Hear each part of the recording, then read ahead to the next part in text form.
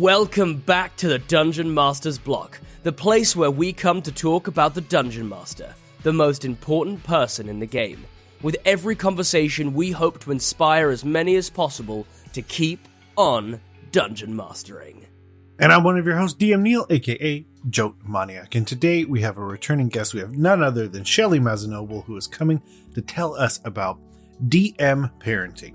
Whether you have kids, you don't have kids, or you have games with kids in it, this is a great conversation about some ways to help elevate both parenting and DMing. And as is the case with some of our episodes, there is definitely some needed catharsis in talking about the two and some of the struggles therein.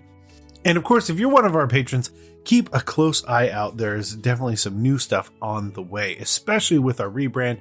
You may see some different logos. You may see some merch. You may see all sorts of things. We're still ironing the rest of that out, but we're back dropping episodes. We already have 3 in the can and with more on the way. And of course, as we've mentioned before, we will soon be having a contest to be able to win not only the player's handbook, but the opportunity to win the Dungeon Master's Guide. We have a couple physical copies. We have a couple digital copies, but stay tuned on our social medias. And of course, listen here, we'll have basically a survey that you can fill out and we will pick a winner.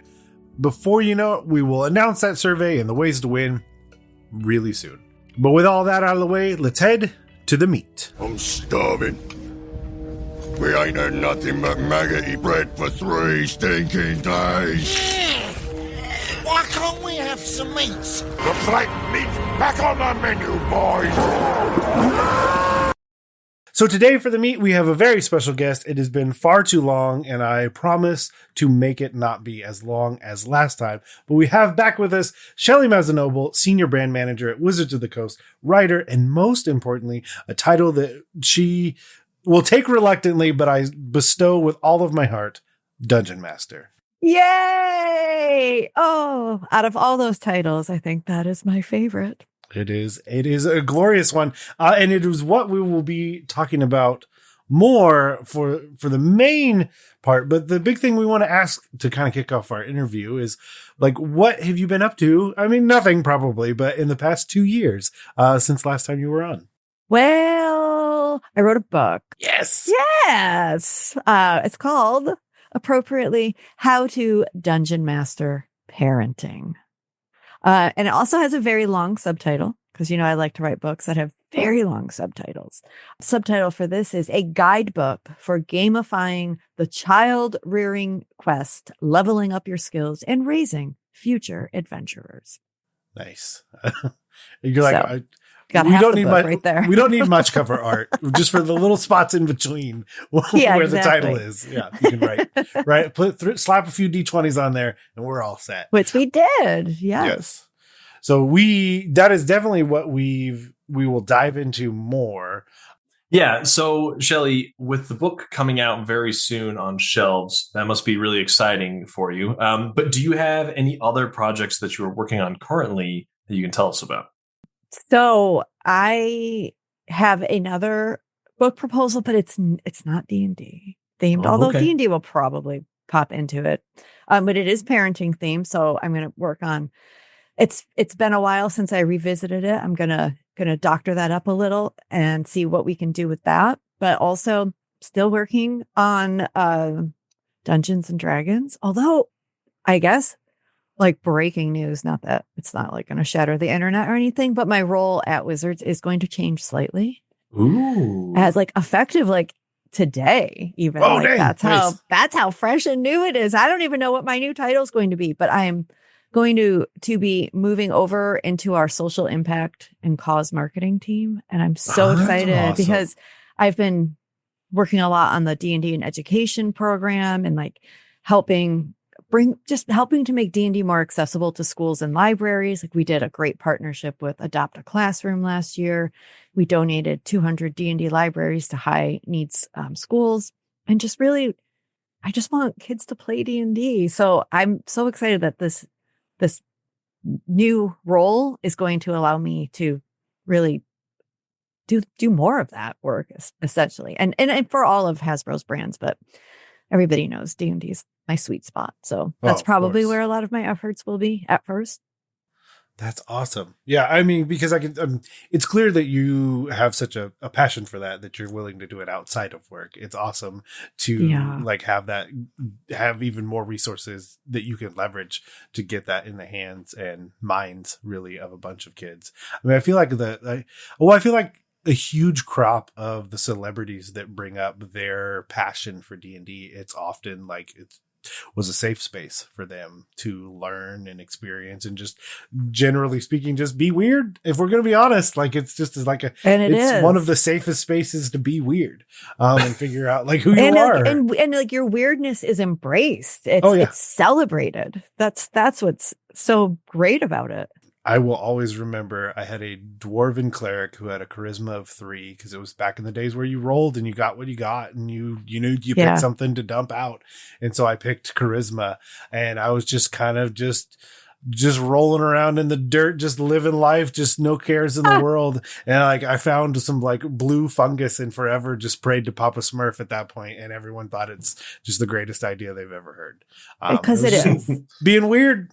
Being weird, you gotta love it. It's just and it's just so good for kids. It just really is. And especially in this very digital era that they live in, and everything is just instant gratification. And I sometimes watch my kid on his iPad looking at YouTube shorts and it's just scroll, scroll, scroll, scroll. But there's just something that's still really appealing to them about a game that involves a pencil, a piece of paper, and math. And they just being in person together. They're just like, I don't know what it is, but I like it. Maybe it's the dungeon. Maybe it's the dragon. I don't know. But they're still into it. You put them both together and there it is. Definitely something to be said for that tactile aspect and the analog aspect of it. Awesome. So for our surprise question, no, it's okay. It's okay. You are the most informed person in this call for this surprise question. I feel like you also feel like you're the least equipped to have a surprise question asked of them, but that's okay. So in chapter 11, it is titled The Best of Their Ability Scores. What do each of us think are our strongest D&D style attribute when it comes to parenting? Ooh, okay. Ooh, this is a good question. I'm not going first though. Okay. So I'll go first. So mine is definitely Constitution. Wow. Oh, because nothing's good. I had an interesting college experience. We'll just leave that there. The follow-up would be someone throwing up is not something that's ever going to bother me for the rest of my entire life. I'm done. It doesn't matter to me. I'm the opposite. It doesn't affect me in any meaningful way. Nope. To the point where like my wife will avoid it. I would always handle it. I would also get calls from work and just assess what the cost of the items were and have her throw it away because of how poorly she would manage the scenario. Oh gosh. I also would stay up late because longtime listeners know my daughter was born very early, so that when she came home after 4 months in the NICU, she was used to waking up to 2 to 3 hours at a time. They got on that schedule. Yeah. So then I would stay up usually till like at that time, 2 to 3 at night to cover the night. And then my wife would be sleeping and then she would wake up.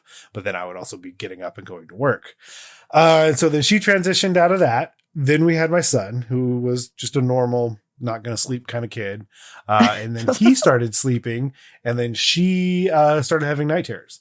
So there was about a 4-year span where I didn't sleep much and still had like a really high end like manager job and was doing all that. And so, and my kids know, like if it's nighttime, like I can see like literally from where I'm sitting now, I can see both of their bedroom doors. And so like, they know if it's nighttime, I'll just go get dad and he'll probably be awake. So that's amazing. I've been trying to train my son to be like, just wake up dad instead, but I'm able to. No, literally this morning. It's so funny you say that because my wife wasn't feeling well. Literally this morning, to ensure, I put a note on our bedroom door that said, "Don't wake your mom. Please get me signed dad." And oh my God. She woke up like in a panic because like it was like 7:45. And she's like, "Well, what's good? They're going to miss school. They're not here." And I was like, "No, I already took them to school. Oh, and I have returned." And she's just like, "Oh, okay. I'm sorry." I'm like, "No, you're good. Just go back to bed. I got you. You Oh, asked, I amazing. delivered, because I feel my strongest D&D parenting attribute is Constitution. 100%. Yeah. Boy. I'm not thinking through all of these things. I have very young kids, so like I don't know if I have the experience to say that I am one of these, because it feels kind of, I don't know, feels a little cocky to say that mine is wisdom, right? Like, oh yeah, I'm very wise. I have a 4-year-old, so I know how things work. You have to be wise when you have a 4-year-old. You got to stay ahead of him. That's true. I'm going to say charisma, though, because I can usually convince him to do the things that we need him to do. Usually. Obviously, kids are going to have their own ideas and their own things they want to do. But I feel like I'm good enough at convincing him one way or the other, persuading him to do things. And also, I'm not easily persuaded by him when it's something ridiculous. So I'm going to say charisma for that reason, like from a mechanical standpoint, Yeah, I like it. I'm also going with charisma because as my kid he's now 11 and we are dancing very close to I feel the push pull with him at 11. Like he's still like very much a mama's boy and he still loves me very much. But at some point, I also feel like I'm starting to get a little cringy. But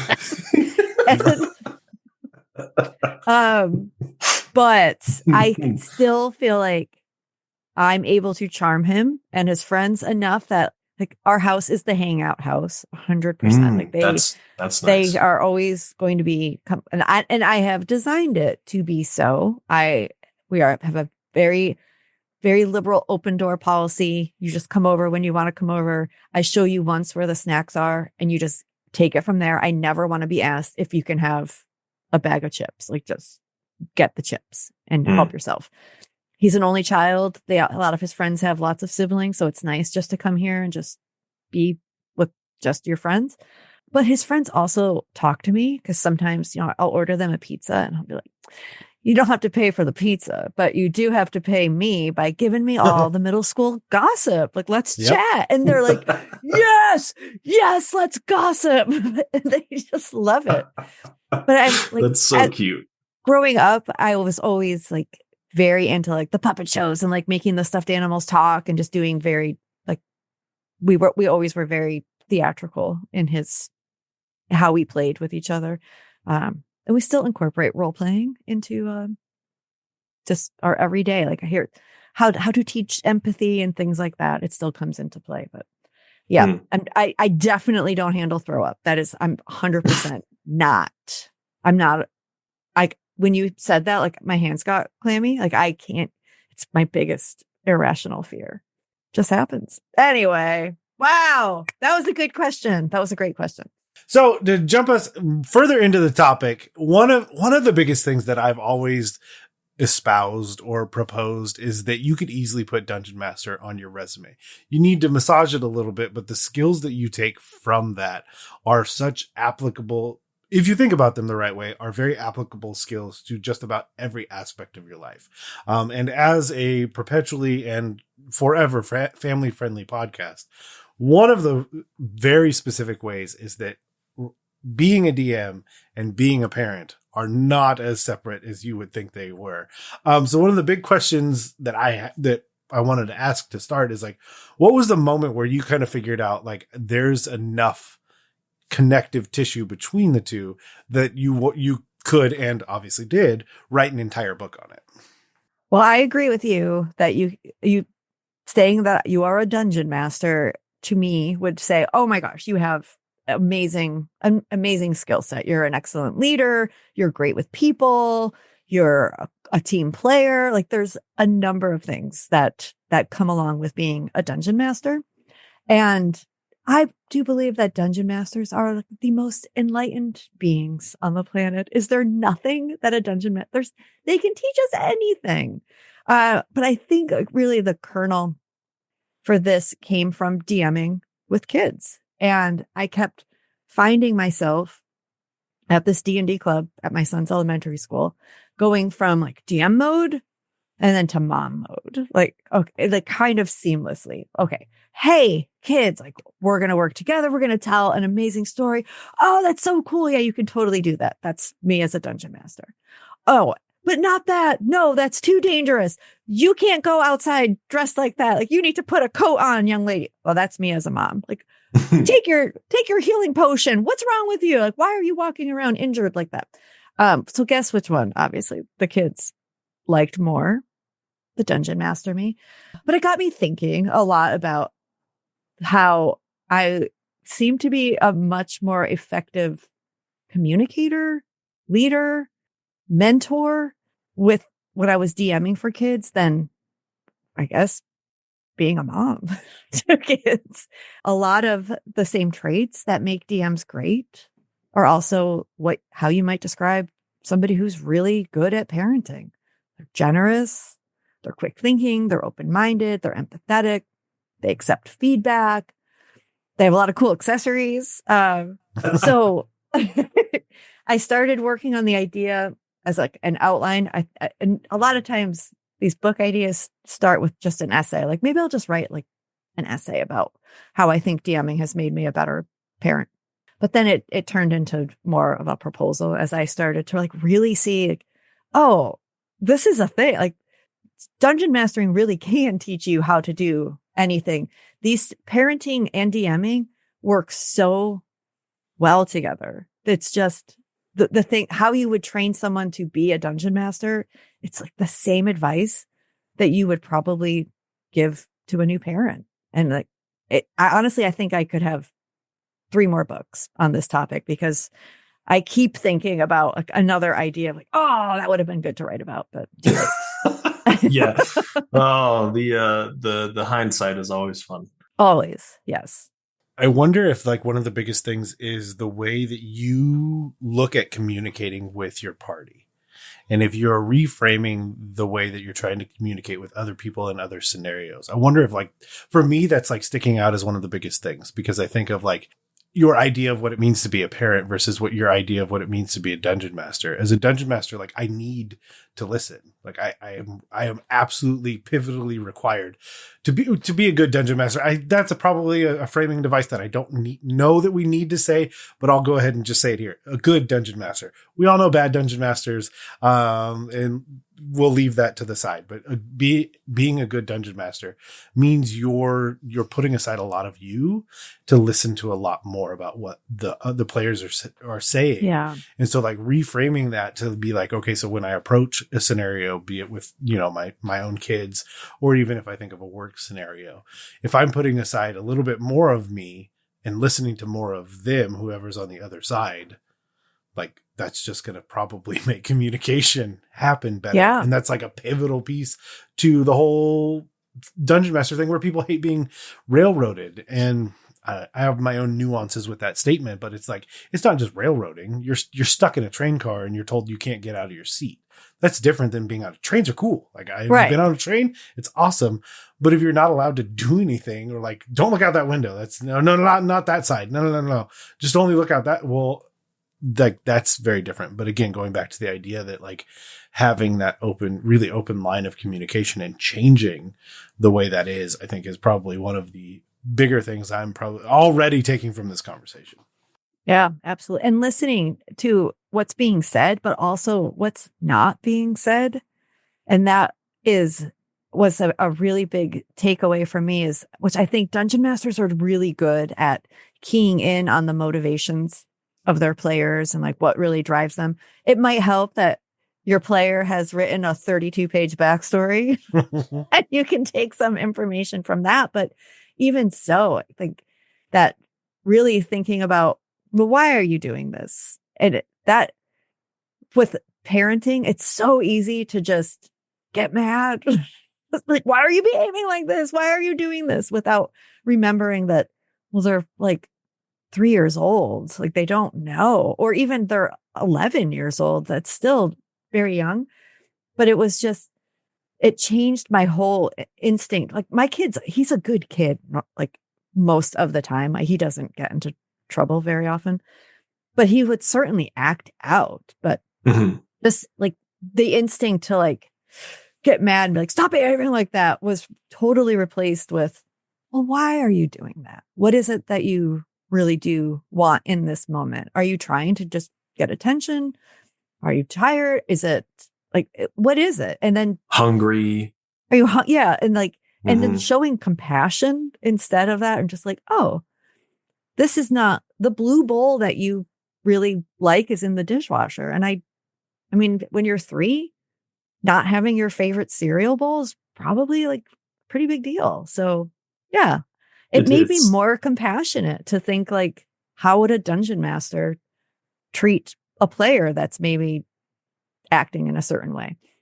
Yeah, we've definitely all had that experience where players are acting in a strange way. Like, you are trying to set up a very specific role-playing moment, and then they just go and stab the person that you're going to, that everyone wants to talk to. Or, they start a random fight in the pub or in the tavern because, for whatever reason. So there's always players who are kind of like either pushing boundaries or acting in certain ways that might be contrary to what everyone else wants. And you're absolutely right, Shelly. Like, kids act like this all the time too. So I love that parallel you're drawing there of like kids will do that. Players will do that. You have to figure out the root cause of it and address it in whatever way you find best. But being empathetic is good. Figuring out, oh, this player is bored because we haven't had a good fight in a few sessions, or they don't really like this storyline because of whatever reason. That communication and that empathy can go a long way to smoothing things over and making sure everyone's having a good time at the table or at the dinner table. Right. And even just like the validation of like, yes, I hear what you're saying and your feelings are valid. Even sometimes that's enough for them. But it's also what a great lesson we're teaching kids is like, yeah, your thoughts are valid. Those emotions that you have, totally legit. Let's work through this. Yeah, I think of one. I feel like we may have said this as well, but like clearly parenting is probably going to make you a better DM as well. Like these two are going to go hand in hand. But I think about like validating the feelings, both of your players and your children, because like what I can't remember where I've heard it from, so I feel bad about not being able to speak directly to that. But the idea of saying, you're right, that for you, that is the most important thing that's happening. You 3-year-old, you don't have the bowl that you want. You 13-year-old have had a breakup and it feels just monumental and crushing for you. I, at my age, think it's stupid, but that's because I'm me at this age and you're you at that age. And those two can be completely different. I think about the same thing when a player brings something up and you didn't know there's the opportunity for you to not know that it's the most important thing that they think they're doing. Did they stab that person because like for them, like that's what they needed to do in their backstory and it makes perfect sense to them, but you are just baffled at what a ridiculous choice they would make. And then having that open, but hopefully you have an open enough line of communication to be like, well, hold on. Why? And it not feel judgmental or something weird or like create this awkward moment, but instead open the door to be like, well, no, I genuinely want and need to know, like, why was that so important for you to do in this moment? And then being able to be like, oh, okay, cool. Like this. So then, it ties to this character and this backstory. And then in your head, you're just like, as we all do, we're throwing away the ideas we had and quickly replacing them with the ideas that they had. And now your story can develop further. Yes. It sounds like you're a great dungeon master and a great man. I try hard at both. I like how you were talking, Shelly, about the bowl, like it being their favorite bowl and that being important to a toddler or whatever. Or I feel like the power dynamic of a DM versus players is interesting too, because as the DM, you have all of this behind the curtain knowledge about what is happening and who is who. And like Neal said, you can kind of change that on a dime as you need to. But it can be kind of hard to understand other people's decisions based on their limited scope of information. But usually people are just doing what they think is best most of the time, even if it seems crazy to you. So it's definitely a balancing act. Yeah. So there's a ton of things in this book that I could pull from. And I really don't know which one I like the most. I will just ask because I have to. And I feel like there could be a level of catharsis for a parent to go ahead and make monster stat blocks for the general ages of their children, as you chose to do in this book. I think there's just, you look at it and you're just like, oh, and you just feel a little better when you read it. Cause you're like, someone feels that I felt. And they wrote them down for me to observe. And like any good book like that, those are kind of the things you walk away with. So like, I don't know what I'm even wanting to ask other than like, how did you come to the conclusion like I'm going to make monster stat blocks to drop for, like I said, general like time frames of child? Because kids are monsters most of the time. It just no, they're wonderful. That is actually one of my favorite parts of the book. One of my my most proud moments there. The part that you are referring to is affectionately referred to as the Moppet manual, and I do have stat blocks for like a newborn. They are believed, I believe they are the shrieking enchanters because obviously they're incredibly loud, but also very charming.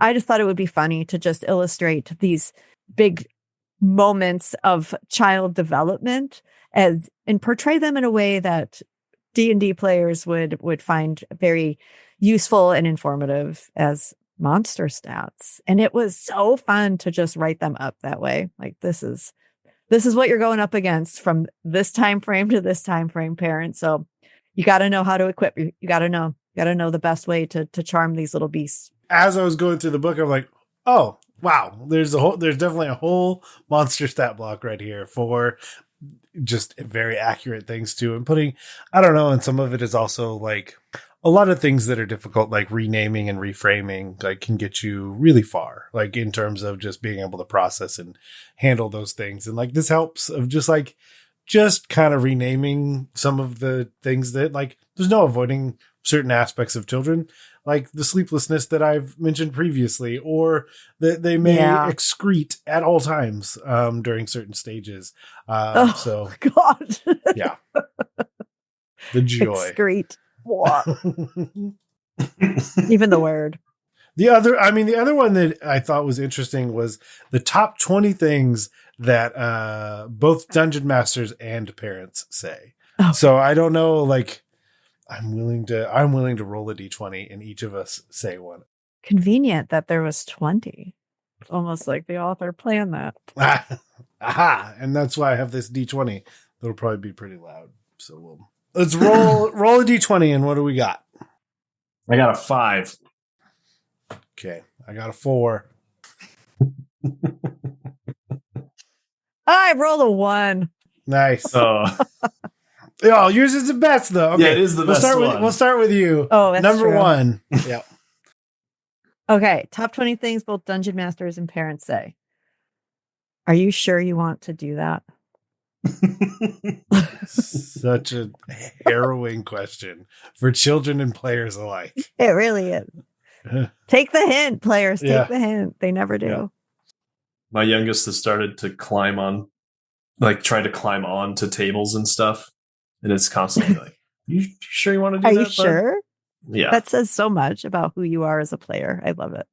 I feel like this is a wonderful escalation between the three that we have, because number 4 is we could do this one of 2 ways. Oh, true. I use that one constantly as well. Yeah. Number 5 was mine. This is not a negotiation. That's what I said. It's escalating so quickly. We're having one popsicle before dinner. Right way. That's it. Yep. Yeah, and I feel like all of those scenarios, I can immediately think of them at both tables. I like, that's a fun way to describe this, gaming or dining. But at both tables, just being like, this isn't a negotiation. Like, even if it's like mild mannered of like, we don't have time to do this way. Like, it's not a big deal. Right. If we want to hash out how we want to permanently set that nuanced rule moving forward after the session, totally fine. And I think of like, we're throwing a fit in the middle of Target. We don't have time for this. Like, we need to, like, if we want to hash out the nuanced rules outside of this gaming session here in Target, we could do that as well. But right now, we need to leave the store. So, Target, where the best tantrums are often had. Oh man, we haven't had a knockdown drag out in Target yet. At a restaurant, yes. Not at a grocery store yet. Yeah. That happened. Yeah, it happened. I'm sure it's inevitable. Oh, it's going to happen. The clock is ticking, sir. The clock is ticking. Yeah. So what are some like firsthand ways, Shelly, that you've noticed where you're like, hey, this is exactly what I would do, or this skill exactly transfers from my work dungeon mastering to my my parenting, that you've kind of either noticed before you wrote or like while you were writing the book and you said, hey, that's a good one, I'll put that in there. Okay. So a really big one, a hard lesson to learn for me personally as a dungeon master and definitely as a parent is you cannot prepare for everything. You just can't. So just don't bother. Over preparing you're going to be too rigid and you're going to be very disappointed because it's not going to go the way that you think it is. So approach both DMing and parenting with enough knowledge of the things that are important. Like you should know how to install your car seat. If you should learn infant CPR. There are like, if you are welcoming an older child, perhaps, then maybe figure out some daycare or school options. Sure. But you cannot prepare for every little possible thing that is going to go wrong or going to happen because those things are probably not going to happen. And you're just wasting a lot of time and causing a lot of unnecessary anxiety. That is so freeing to me as a parent of just, okay, I am approaching this journey the same way a dungeon master will approach a new adventure unfolding before them. I don't know what is going to happen, but that's where the fun is. That's where the magic happens. And you don't have to. You don't have to know it. Because it's everybody's story at the end of the day. You don't know what kind of kid you're getting. So how could you prepare for those things? You don't know what they're going to do. You don't know what milestones they'll hit and when. You don't know. So you just welcome surprise and just embrace the idea of being unprepared, which is absolutely the opposite of what parents are told. Yep. Yeah. And nowadays there's so many gadgets that people tell you you've got to have, right? To raise your kid right. My grandparents and my parents even, they're always laughing about whatever we have, like the sound machine, that we bring for them so they can sleep, or it's funny.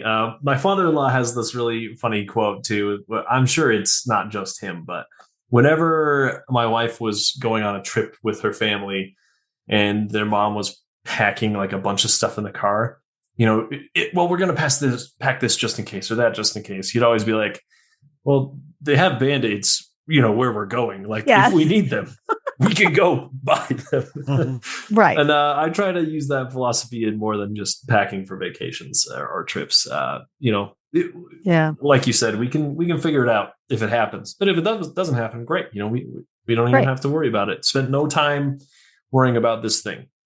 Yeah. Just enjoy the actual moment.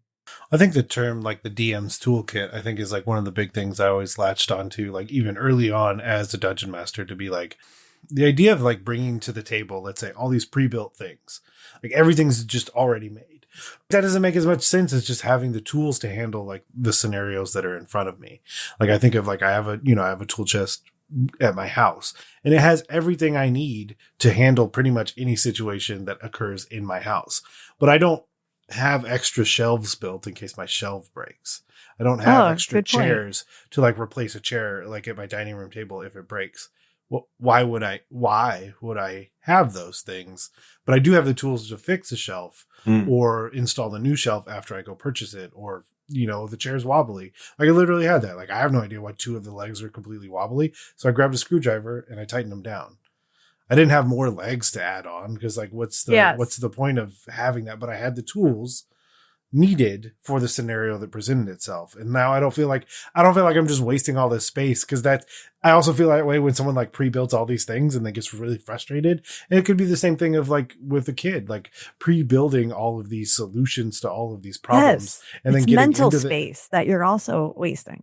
Yeah. And you're in the problem. You're just like, none of the things I built are what's needed right now. Yeah. Like, what do I do? And then you're frustrated because, and again, going back to being a dungeon master, and you're frustrated because you built this whole nation and they're just like, I got on the boat and I went the other way. And you're just like, but I built, it makes me think of the quality assurance reel where a kid sets up how to make a peanut butter sandwich. And the dad's like, take the knife, put it in the peanut butter, and he drops it handle down straight into the peanut butter. And the kid's all, no, you're doing it wrong. But like the idea that like you have this preconceived notion that isn't theirs. Like they don't have both aspects. They don't have any of the things that you know. So like you have to always be bridging like the difference between what they're thinking and what you're thinking. Yeah. And again, all of that to say, having a toolkit rather than having all these pre-built things is probably like one of my big firsthand things that I've been trying to do more, is like be just equipped to handle situations, not just like rote memorization of like, if situation A, then 1, 2, 3. Yeah. Can you imagine that decision tree? You know, it's infinite. Yeah. Yes. In the middle of target. Hold on. I got to work through the matrix here. Yeah. Okay. If this, then that, hold on. Yeah. I like your analogy, the chair. I think that's. Yeah. The toolkit for sure. Yeah. And there is on the job training. Like you don't know how to fix a chair when it breaks. Well, guess what? You can learn. There are ways to learn. And now you have that resource for the next time the chair breaks, which it will. Chairs break. It's going to happen. There's another really good one that I think D&D just in general makes players and dungeon masters really comfortable with, is embracing failure. You're going to roll a 1. I literally just did. And it happens. And you know what? That's where some of the best stories are told. So as a parent, you're going to mess up. You just will. You're not like, your kid's probably not going to remember it if they're real little. Like a favorite game my husband and I like to play with our son is, do you remember? And then we'll tell him like this terrible thing that happened when he was like 8 months old. And he's like, no, I don't remember that. Do you ever remember dad calling you whatever, insert terrible name? He's like, I don't. I'm like, great. Never happened. Just wondering. Back away. And I would say even like don't sweat the small stuff, both sides, because there's an app that my wife and I had been using, and I wanted to pull down some of the videos because it has the kids when they're a lot younger. But it's interesting because like I'm going back and hearing these conversations that we had like 5 years ago, and I'm just like, none of this mattered. It felt so important, and I can't remember. I would never remember any of these things if I wasn't actively watching a video of us talking about them, and none of it matters right now. Interesting. Yeah. Yeah. And kids and players alike, oftentimes when they're reminiscing about fun times that you had in your game, they're not going to know if it was, if you screwed up or if you improvised or whatever.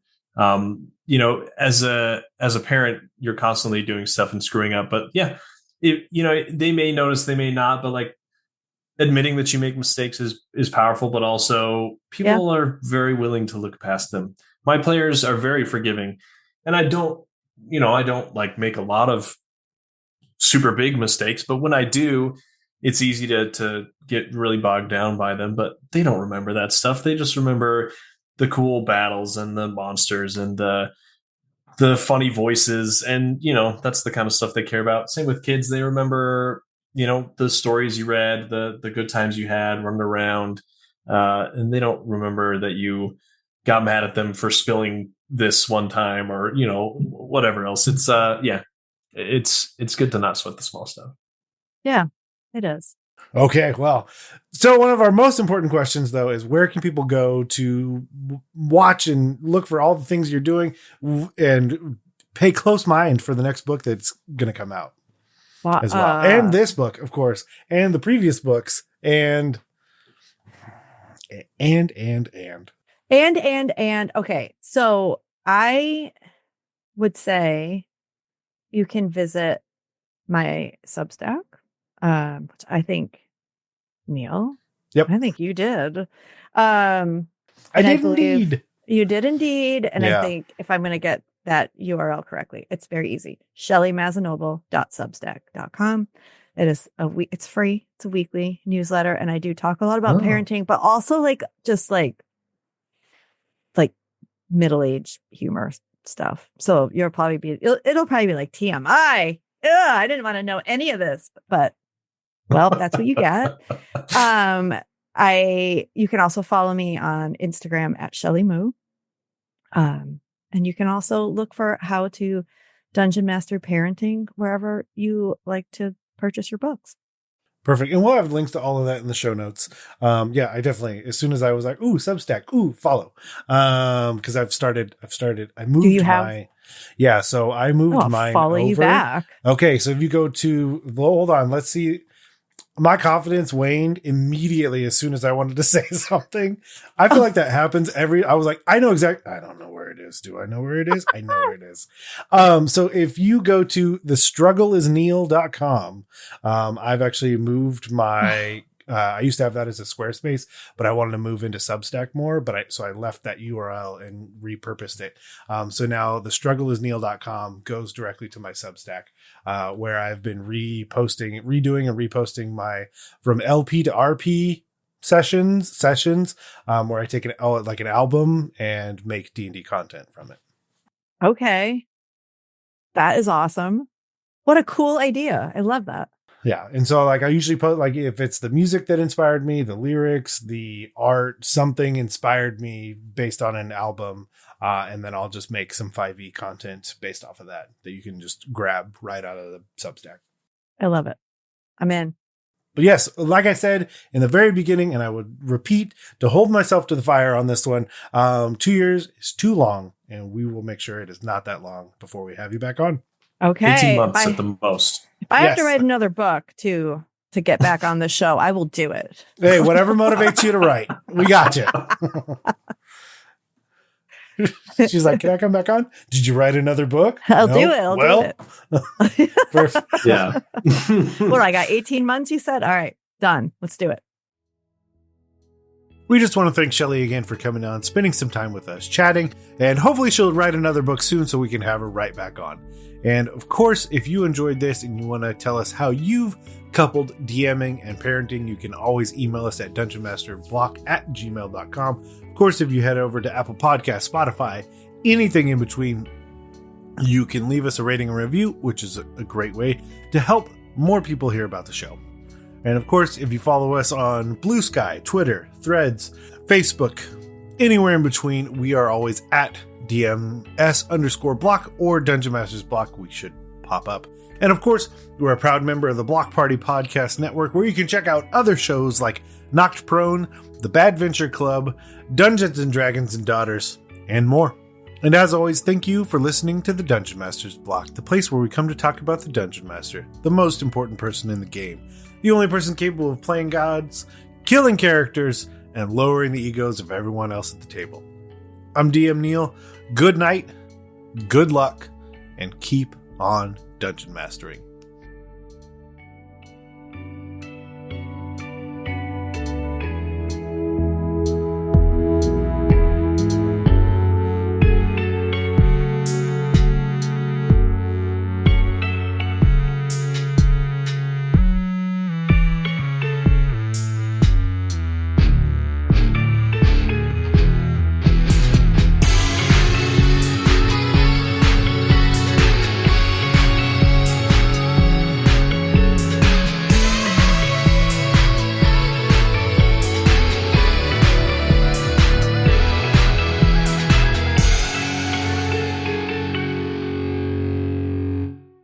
Goodbye.